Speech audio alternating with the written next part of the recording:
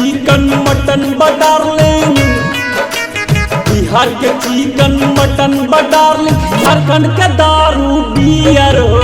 बिहार के चिकन मटन जान, झारखंड के दारू बियर हो। अच्छा, झारखंड से दारू का है?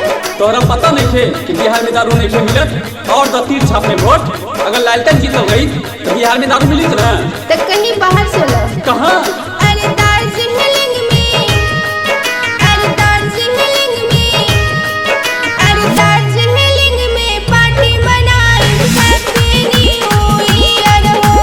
दार्जिलिंग में पार्टी मनाई हैप्पी न्यू ईयर हो। दार्जिलिंग में पार्टी मनाई हैप्पी न्यू ईयर हो।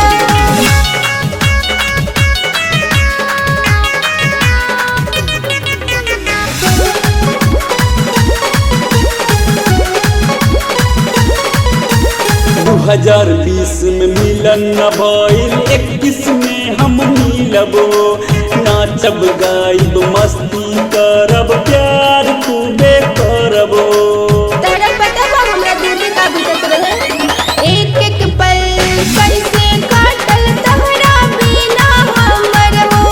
बाहों में झूलत रहब हम बनके दुल्हन तोहर हो। बिहार में दारू बंद बाबू, झारखंड से जाके लाइबो। बिहार में दारू बंद बसोना, झारखंड से हम लाइबो। सुनाई नहीं के देख हम का बोलत हनी? अरे दार्जिलिंग में पार्टी मनाई हैप्पी न्यू ईयर हो। दार्जिलिंग में पार्टी मनाई हैप्पी न्यू ईयर हो। दार्जिलिंग में पार्टी मनाई हैप्पी न्यू ईयर हो।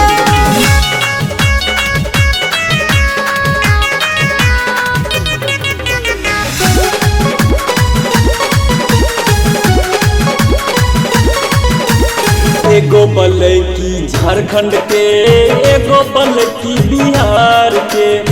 दू गो हमर माल बबैया, कमी कौनी बात के। बुझला कि ना? ओन्ने का बतियावत रहे ने सुनो। नीले खातिर तोहरा से कतना बेकाबू रहनी हम। नया साल के बहाना बना के घरवा से निकलनी हम। मुन्ना बिहारी अंशु तिवारी, नया साल मनाई हो। मुन्ना बिहारी